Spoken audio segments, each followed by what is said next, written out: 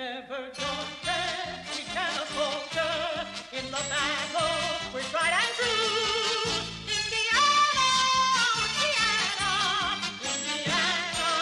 we're all for you. Welcome to the Indiana Basketball Show on the Gruely Truth Sports Network. I was thinking about starting off with ABBA's Fernando, but I decided to just go with the fight song. I'm your co-host, Mike Goodpaster, along with my esteemed colleague, national champion, combined for 26 points with Isaiah Thomas in the 1981 National Championship game, Steve Risley. How you doing, Steve? Doing good. How you doing, Mike? Congratulations to the football Hoosiers. Yeah. Job well done. Made me sweat that out a little bit too much, but Miami was a very tough football team. Probably the second best team in the tournament. Doesn't matter as long as we were the best one. That's exactly right. All right, but unfortunately, this is the Indiana Basketball Show. So we're going to talk a little Indiana basketball. Last night, the Indiana Hoosiers fell to the Michigan Wolverines. I don't think that was surprising for anybody that's been paying attention. Michigan is a very good basketball team. Indiana started off down 22-5, Steve, and never recovered.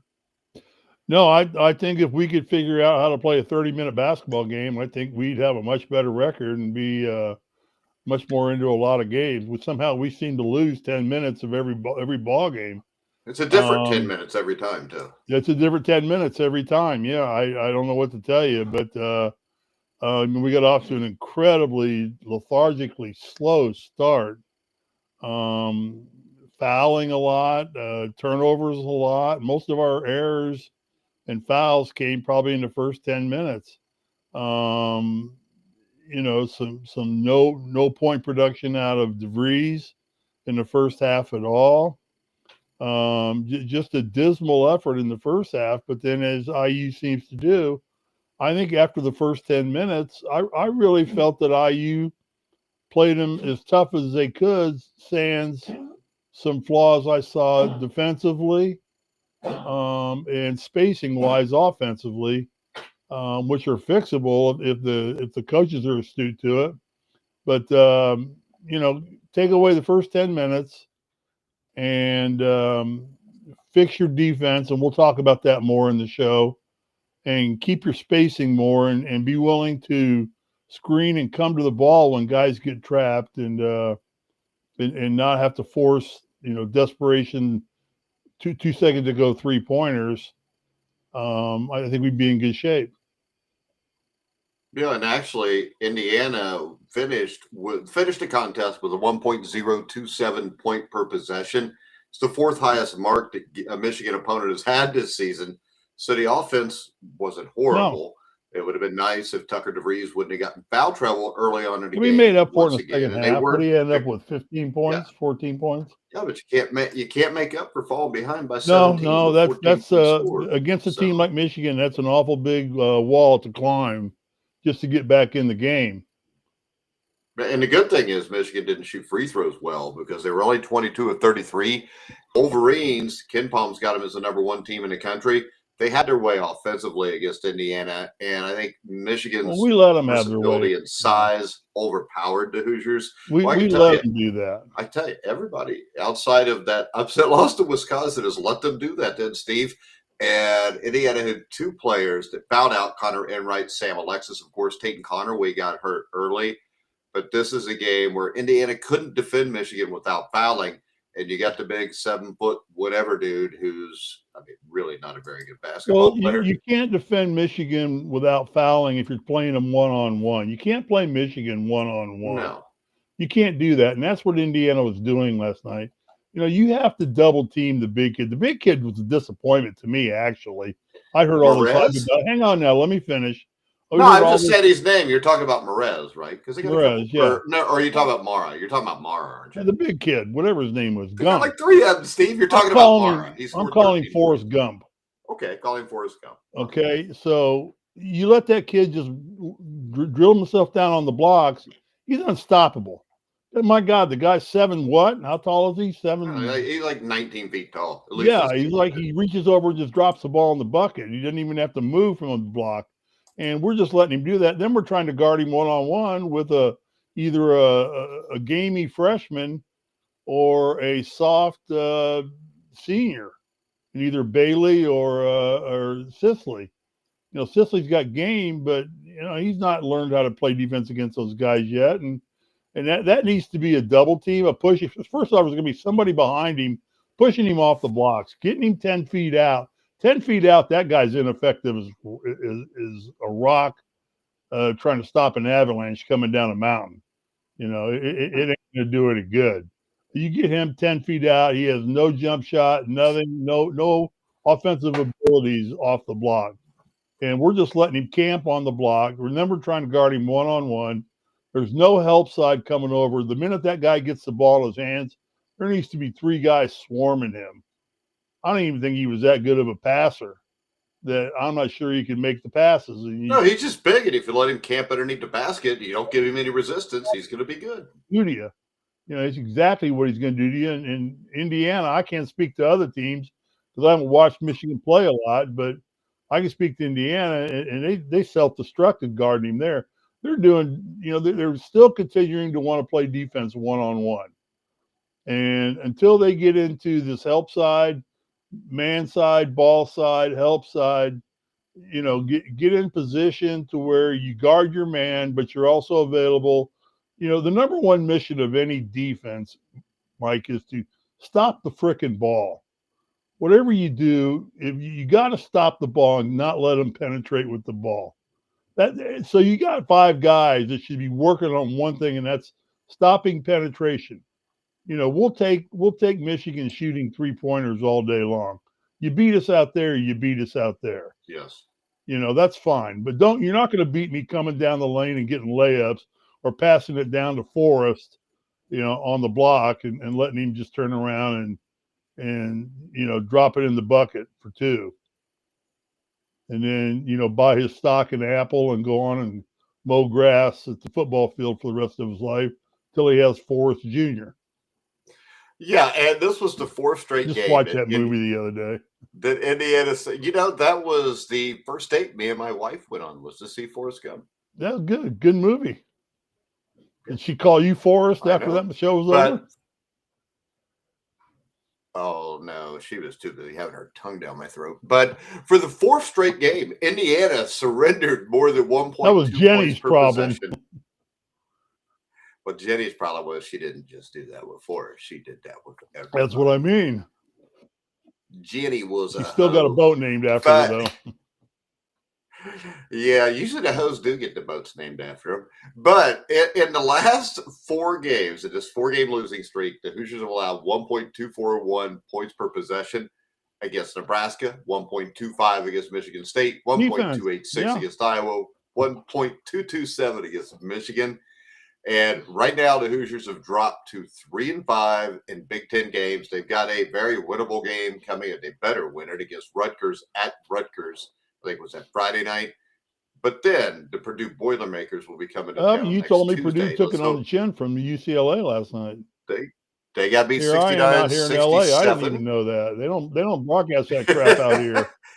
They were too busy counting. Yeah, they're all hung up on LeBron and Kawhi Leonard and Shohei Ohtani. Baseball pitchers and catchers report next month. Now everybody's all excited about it's time for Dodger baseball. No, that's only when Vince Scully was alive. Now, you talked about Tucker DeVries. Tucker DeVries last night, 15 points in 18 second-half minutes. He shot 5 for 9 from the field, including 4 of 7 from 3-point range. And this is the thing: he's the key. Lamar Wilkerson didn't get it done, and if Lamar Wilkerson doesn't get it done, and Tucker DeVries, if DeVries doesn't play the way he did, we probably lose. Well, here's the thing I think about that is, Wilkerson really only can be Wilkerson if DeVries is being an offensive threat too. I think. Well, Wilkerson's done it all year though. It's just. Yeah, for the most part. But Michigan, I thought Michigan played good perimeter defense. I mean, I thought they took us out of the 3-point shots and really kept us from getting good open 3-point looks like we normally have in the first half. And I think that by Tucker getting in there and opening things up and starting to fire, it loosened things up all over their defense a little bit. because they had to really put their sights on Tucker, because they got it in single digits a couple different times in the game, second half. They were playing even with them in the second half of the game, but yeah, all those numbers you rattled off about points per possession is just a sign of piss poor defensive play. Yeah. It's all it is. And when you guard somebody one-on-one, the days of pure man-to-man defense, true man-to-man defense, are dead ass gone in this league. Players are too good from shooting all over the place. They're too quick at going to the hole. You've got to learn help side defense. Knight's defense principles from the 70s and 80s would far be superior today if you want to play a man than they were even back in that day, because a lot of teams still played true man-to-man defense back in the 70s and 80s. Now, you don't see a lot of zone. You don't see a lot of zone. You see a lot of teams trying to play man-to-man, but Indiana's not equipped to do that. They're not strong enough, big enough, and they don't match up well. Especially as a team that big. I mean, well, it's a big ass team, and they're good. They're good. Long. They're well coached. They're good. Yeah. We're well coached. I mean, I don't think Dusty showed me anything that Coach DeVries didn't show me. And I thought both were good, adequate coaches. He's got a little bit better talent. He's got Forrest. He's got Forrest camping down there, and that's all the difference in the world, because if you're not packing down on him, he's going to kill you. How many points did he end up with? Who's that? Forrest. I think he had like 13. Is that all? Yeah.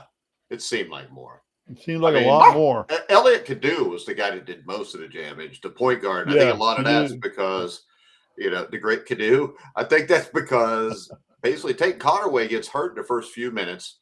And, Cadu made his first three-pointer at the game. And Michigan fans know what happens there. I mean, anytime he hits his first three, he's going to go off. And he scored 10 of Michigan's first 17 points, finished the game with a team high of 19, which tied his career high. He shot the ball confidently, and, he finished his drives. He distributed the ball well.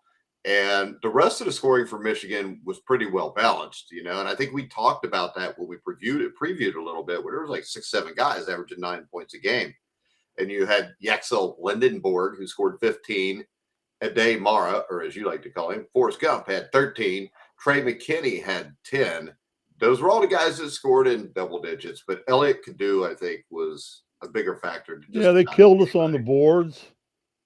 They killed us on the boards 25-41, which gave them 15 second chance points versus our 4 second chance points. So offensive rebounding was another problem for us, getting after the boards. Certainly, we ended up, a stat I was surprised to see when I looked at it this morning, we only had 10 turnovers. I felt we had 11 in the first 5 minutes of the game. I think they did, Steve. I think they did, but they were showing only 10 for the game. Somebody's being fishy with the stat sheet. Shooting wise, we were okay. What really stuck out to me though in that 22-5 run at the start of the game? Yeah, they imposed their will on Indiana, and Michigan, with as long as they are, those dudes defend. And I mean, half the time we couldn't even get into the offense to attempt to get a good shot. Well, I think that was more Indiana than Michigan. From watching Michigan, let them do that. Hey, Michigan, I don't think they let them. I think they imposed their will on them. I watched Michigan played Gonzaga. All right, they did the same thing to get to the Zags, and the Zags are not a vertically challenged team like Indiana is. So I just think there's key points where Michigan can turn it up. Now, you can't play defense like that all the time. I guess you'd burn yourself out. But their length, and when you talk about switching, this Michigan team's ability to switch created a ton of problems for IU. And they switched quick. When you're supposed to go under a screen, they went under. If you're supposed to go over it, they went over it. There weren't many mistakes, especially in that first 10 minutes. Which is what IU's got to learn to do. They've got to learn to make those switches quick, get under, get Indiana over. was 1 for 15 in the first 10 minutes. Yeah. 0 for 10 from 3-point range. Yeah, So right there, we that'll didn't tell you. score until about 14 minutes to go in the first half. So first 6 minutes of the game, we didn't even score. Yeah, so that'll tell you Indiana was just throwing up threes because they were being suffocated on defense and didn't know what else to do. And that is a concern here. And especially, maybe that was just because you're missing Tate and Connerway, but I think that plays a little bit into it. But Well, I don't think that's I all think of it. our offense just broke down too. I saw a guy pick up his dribble and get trapped. They trapped well, and we Yes. stood around well and watched a guy get trapped. You got to go pick somebody, get somebody open, and somebody's got to be coming to the ball to get the ball from the guy trapped. You got to get in an alleyway that's available. You got to find that alleyway, and you got to get there. I know it's all talk; it's easier than play, but these guys are highly paid, semi-pro, and I they don't think they're should. semi-pro, Steve. I think They're all highly pros. paid professionals now. They're No pros. kidding. Yeah. And for that kind of money that they're making, they ought to be able to figure that out and not just stand around and, oh, look, Wilkerson's trapped. Oh my God, what are we going to do? Well, Wilkerson, finally either throws it away or finds somebody who has to throw up a desperation 3-pointer with 3 seconds to go on the shot clock, and bingo, here we go again. So I don't know. There are minor mistakes, but they're all fixable mistakes. I started off the game thinking, oh, God, we've just really bottomed out now. And then I watched the last 30 minutes of the game, and I thought, we're playing these guys even. We're hanging in there with them. We're playing a little tougher. I thought Sisley gave us a hell of an effort in there. Really? He got as physical as he could be with Forrest. Well, I thought he was pretty horrible. Well, he didn't score, I don't think, did He didn't make a fucking shot, Steve. He played 19 minutes. He was 0 for 7. Okay, 0 for but 3 there's for other 3. things he did well. I mean, yeah, he made 2 free throws. He had 3 rebounds in 19 minutes and a block shot. I thought he handled the big dude Forrest pretty well. I want to see what's his name, Alexa Rustic. I'd like to see him more. I mean, he only played 5 played well minutes. when he was in there. He He had hit a a big three, 3. didn't he? Yeah, and I think with Connerway probably going to be out Friday, maybe Nick Dorn steps into the starting lineup. Dorn was productive again, and he usually is. He had 29 minutes. Dorn was as big a beast as we had in the game. Yeah, 29 minutes, scored 14 points, had 4 rebounds, an assist. He even got an offensive rebound. But when we look at this, though, the Tate and Connerway thing has to be concerning. And the thing about Rutgers is, I don't think this is going to be a very easy game. We've struggled at Rutgers as of late. Of course, we've struggled everywhere in the last decade. But when we look at this game coming up, Rutgers is coming off maybe their best performance of the year. They lost at Carver Hawkeye Arena to a really good Iowa team, but they never let Iowa's lead get into double digits. They actually had the lead by 4 points about halfway through the second half. They ultimately fell 68-62, but they forced Iowa into a stretch where Iowa only made 3 of 13 shots. The Rutgers defense is not bad. Now, they don't score a lot of points, but, they made some adjustments. Their leading scorer, Francis, came off the bench, and Rutgers is second in the Big Ten in bench points at 29.21 per game. Iowa had 24 rebounds, which was their second fewest by a Rutgers opponent this season. I don't think this game is going to be as easy as we would hope it would be playing in Piscataway. It is at Rutgers, right? Yes. Yeah, it's at Rutgers. Rutgers is coming off one of their better performances of the year. Well, it's at Rutgers. I don't know where they're playing it. Yeah, Piscataway is where they play. Could be the Meadowlands, just a for part all of I New know. Jersey. They're not letting them play in the Meadowlands. Does the Meadowlands still exist? Jimmy Hoff is still there. No, that would be under the ground. It wouldn't be in the arena. No, where do the Giants and Jets play football? Well, they got MetLife Stadium now. Well, that's just a name. Still the Meadowlands, isn't it? Well, no, because they tore it down and built a new one. Oh, I didn't know that. That's why I asked. But okay, I don't care much about New York sports, so. There's as many people watching as normal, but nobody's saying anything today, Steve. We don't have any comments. Well, it's because we're such geniuses and we're just laying it all out and we're answering all questions right in the middle of it. Plus, we started an hour earlier than people thought we would too. Yeah, it's Maybe tough. they're not awake yet. Probably. So the Rutgers game, I think when you look at the schedule, the Rutgers game is more than a must-win game, Steve. Well, yeah, it's a must-win game. You don't know how much you can get more than that, but I mean, it's more than a must-win game. I mean, if they lose this, you're only they're hope done. that you better beat Purdue, and that's Well, not going to be an if easy task. you lose this game, you're probably just searching for redemption in the Big Ten tournament. If you make the Big Ten tournament, Yeah. Oh, yeah, that's right. Not everybody makes it. not everybody makes do the they? Big Ten tournament. All right, let's check out the net rankings right now. Michigan is at number 1. Would have been a nice win if we could have got it. Purdue is at 5. Nebraska is number 7. Illinois is number 8. Michigan State's 11. Damn. Where's UCLA now? Iowa is 21. I'm getting to it. I was going to read off all of them I'm sorry. to get to us. Indiana is number 37. UCLA is number 40. Okay. That's very weird. Why they may not have updated from last night. They got us at 12-7. That is our record, correct? Okay, then they've updated. Yeah, and I think UCLA went into the game last night 12-6, so that's 13-6. So that's what we got right now. So that rating is not bad. My guess is Ken Palm's probably worse. Let's see, Michigan's number 1 in that also. And that Michigan team, they're number 37 either way you go. So they are getting to the point where they are borderline on these ratings. Yeah.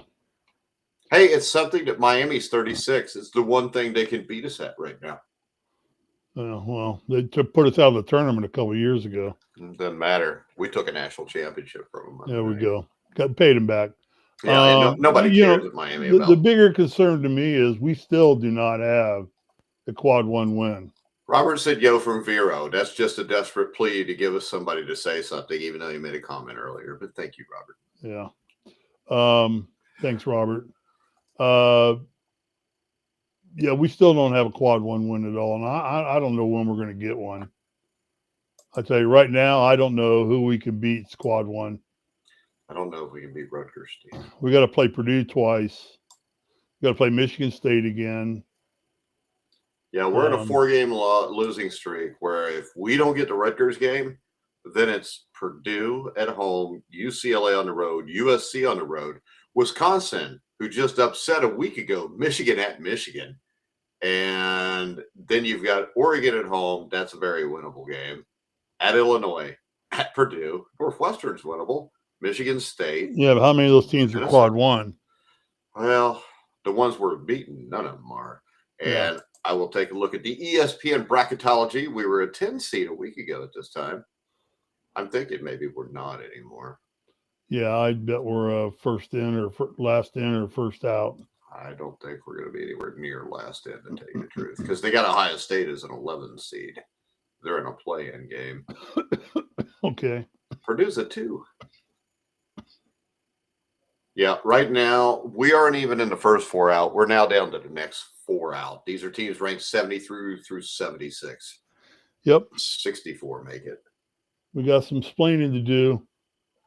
Yeah, we got to beat Purdue or one of those teams. We got to win a couple big games. We got to win more than one now. It'd be nice just to win a game. Yeah, but I think one's not going to be enough to help us.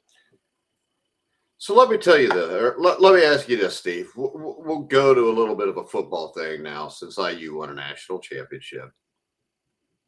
That still doesn't seem real, does it? If you're under 30, maybe you don't understand what we're saying here. But, yeah, it's still a little surreal. Yeah, it's very surreal to think that Indiana's national championship. Well, it seems to me like, I hate to say this because it's really bad to say it. It's like it almost cheapens the college football. College football. It's like Indiana. God, what a cheesy league. And forget college football. I mean, had Miami won, it'd have been the lead story for 3 days everywhere. Now it'll be the lead story for months. I mean, they'd have been talking to Michael Irvin, Ray Lewis, Nobody wants to talk. The Rock, everybody. Yeah. You get porn stars, coke addicts, and murderers. That's what Yeah, represents well, Miami. that's Miami. That is Miami. You know, they'd be talking to all those guys. They'd all be showing up on morning talk shows, how great their program is and all that. And it's like, oh, well, Indiana won. They went undefeated. Now we got an undefeated basketball school and undefeated football school. So, Has all any right, other let's team go ever on. done that? Let's get back to Trump and Iceland. Hey, Greenland. There too. That's kind of stupid, I think. Why would you want to invade Greenland? All right, let's see. He said Rutgers, this morning he doesn't want to invade. He better not. That would be retarded. He just wants to build an Iron Dome there.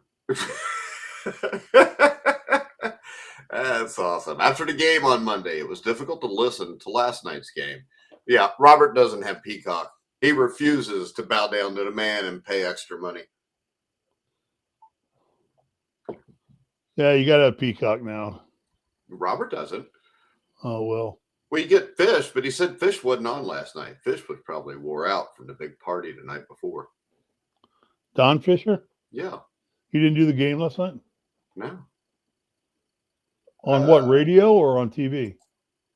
On anything. He didn't do TV. He had some. He would be on the Varsity Network or whatever they call it during the IU game. We keep getting Robbie Hummel. Why do we get a Purdue guy doing IU games? I think Robbie Hummel's actually really good. Oh, I think he's really good. Yeah, I'm just giving Robbie shit. About? He does a very good job. Very proud of him. You know what's funny, though? This is the best part about being an Indiana fan that I haven't heard anybody else say. But I saw this on a Purdue Boilermaker Facebook page that I'm on. And it was like this. After the game, there was a Purdue fan that put on there, I can't believe Indiana won a fucking national championship in football before we could win one in basketball. There you go. I never even thought about it like that. That's got to hurt. That's got to hurt, too. Robert said Eric Sir did the radio call last night. Whoever. I had no clue who Eric Sir is. I don't listen to games anymore, Robert. They're all on TV. You just got to pay for every freaking app to get it now. Yeah, I used to have Sirius XM so I could pick up games on Sirius XM, but now they're just all of them are on TV somewhere. Well, and I know like two Ohio State fans that both called me before this last game and told me they'd converted to Indiana football fans anyways. It's and one of them's Joe Spillman. You remember Joe? Yeah, I remember Joe. He said he was converting, and I said, "Well, you got to be approved yet." I mean, Officer Joe. Yeah, Detective Joe. Detective Joe. Yes. I like Detective Joe. Whatever happened to him? He got pissed at me or something, didn't he? I think he works a lot during the day now since he's a detective. Yeah, there's so many murders and shit going on in Vevey, Indiana. Yeah. Vevey's like Dade County in Miami. I mean, there's nothing but people getting shot. Cocaine busts every day. Yeah. Hey, we found some guy with a little tube of coke. Get the SWAT team in. Did you order it? Did you order any national championship? No, I have not. No, I'm not going to do it. I got enough IU shit. You know what I found, anyways? When the Bengals went to the Super Bowl a few years ago, my son's paying $100 for a sweatshirt, $50 for a T-shirt. I'm like, dude, just wait till like a month after the Super Bowl. It'll all be on a month sale. After the Super Bowl, I got a sweatshirt, a T-shirt, a hat, and some shorts for like $65 total in the NFL shop because everything was like $14 or $15. Yeah, the great thing is you can go to Mogadishu right now and you can buy a Miami national championship for $5. Did you say Miami National Championship? Yeah. All that shit where they already had the shirts made up. You can go. They send that right to Africa to pass out to kids. You can go buy that crap. Probably find it on eBay. It's the only way you get Bengals and Pacers championship apparel. Yeah, exactly. But and all right, Colts these days. Well, y'all won that one Super Bowl. We got two. No, you got one. Once again, there's no fucking parade in 1971 in Indianapolis. Right. We have one more than you do. So, okay, we don't have a woman owning us. We just have. But you have Joe Burrow. We only had Peyton Manning. Well, we have Joe Burrow, and you've got what's that dude's name? Daniel Marvin Mitter. Jones. So I like our chances to win something before you guys do. I agree. Here we go. Harpoon Bakery says the only thing shady in VV, Indiana is trying to water ski in the Ohio River's chocolate milk. Oh, who would be stupid enough to water ski in the Ohio River? Dude, I remember back in the early 80s, late 70s, my dad owned a boat. We'd go right in the middle of the river, just jump out and go fucking swimming. We never thought nothing of it. Oh, it's crap. a wonder I'm not dead or don't glow from that shit. Because it was dirty back in, too. I had a Mastercraft tournament ski boat, and my wife lived in Evansville. Her family did. We went down there for Thunder on the Ohio, and I dropped my Mastercraft in the Ohio River. Shit. I was out there in the middle of the lake, of the river running. Fucking logs and trees and shit, dead bodies, everything going by me. And I'm like, this boat is getting yanked out of the water immediately. Yeah, who in the world would ever think of water skiing in the Ohio River? I can't believe I swam in it. I know. And I mean, in the middle of it, we would dive right off the boat. We'd swim all day there. Oh, man. Absolutely disgusting. That's one of the nastiest rivers I've ever seen. It is. It is disgusting. The confluence of the Monongahela and the Ohio. No, Monongahela. Who's the other one that forms the Three Rivers? That's where the I'll tell you, isn't the Mississippi even dirtier? Oh, I'm sure it is. I don't know. They're all fucking dirty. Yeah, people swim in them. That's what us. But the Ohio is where all the steel mill shit comes from Pittsburgh. So they just dump pollution in that thing left and right. Yeah, there's no way I'd swim in that or even get in. I just put my boat in and thought we could cruise around and watch the Thunder on the Ohio from out on the water. And I swam in that damn thing. Water be like 100 feet deep. I'm just floating around in shit and everything. Yeah, no telling what the undercurrents were. No telling what kind of shit's down there that can eat you too.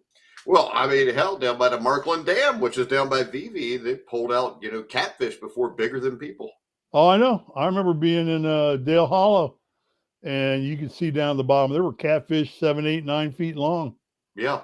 I remember where my dad used to keep his sailboat, because I think my dad was the only person who rode a sailboat on the Ohio River, like a 34-footer. But, I mean, at the dock, you'd have these catfish that would be swimming around towards the top of the water. It'd be like that freaking long. Oh, I know. Man, my sons would go down and catch them, and then we wouldn't eat them. That damn catfish would have eaten my boat.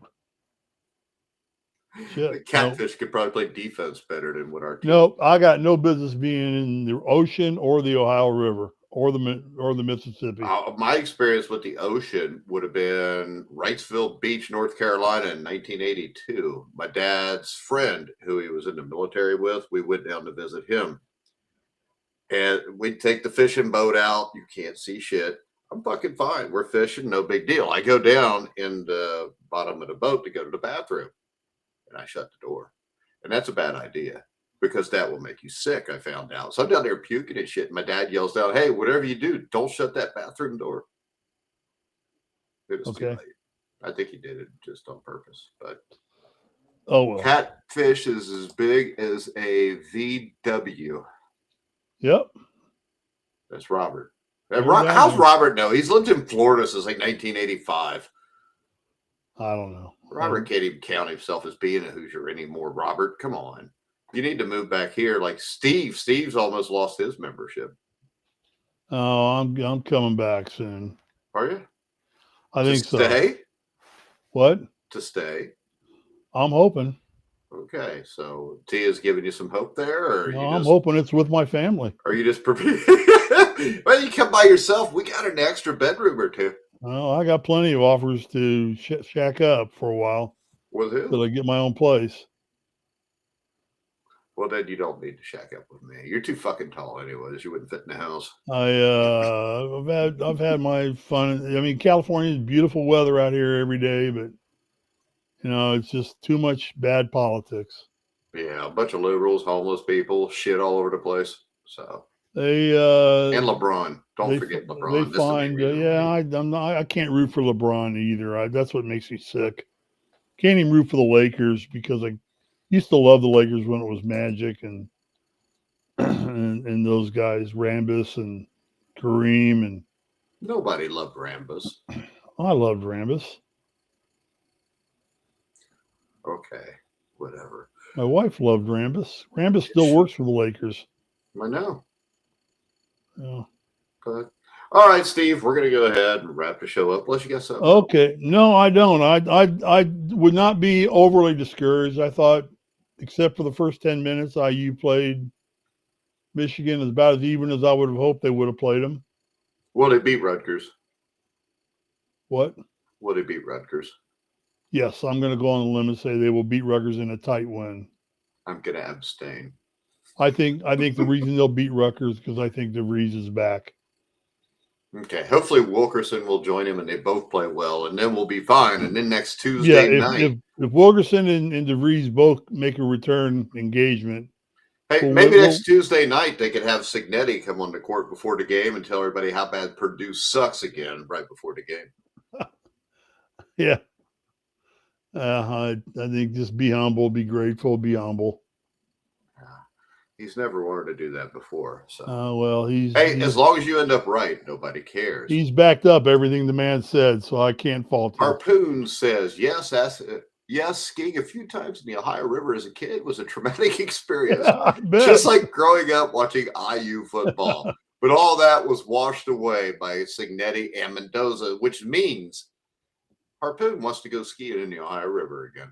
Oh, man. I swear. I never skied in it, but I told you, I saw shit floating in that river. I swam in that damn thing, Steve. I know, you're nuts. I thought I saw a dead body floating down the water. I was 11. What the hell did I know? I don't know. But I never got in. I even had to pee. I just peed off the back of my deck. Well, I still do that. It's Indiana. Everybody pees off the back of their deck at their house, right? I do. I get yelled at by my wife. Do you do it in LA still? Oh, fuck yeah. Huh. Okay. Well, I guess the good thing is if somebody's more than 10 feet away, they're not going to see a fucking thing with you anyways. All right, guys, we're going to wrap the show up. Make sure you can't follow us on X because we got hacked yesterday. So our X account is down right now. You got hacked? We got hacked. We got from somebody in Manhattan that said, hack this shit out of us. Our shit don't work no more. Of what, the grueling truth or? On the X page. Wow. But all right, well, we're going to have to wrap the show up because my son's calling me right now, and he can hear the end of the show. But we're going to wrap it up. Make sure you check us out on Spotify, iHeartRadio, iTunes, over 300 different media outlets you can pick up The Grueling Truth.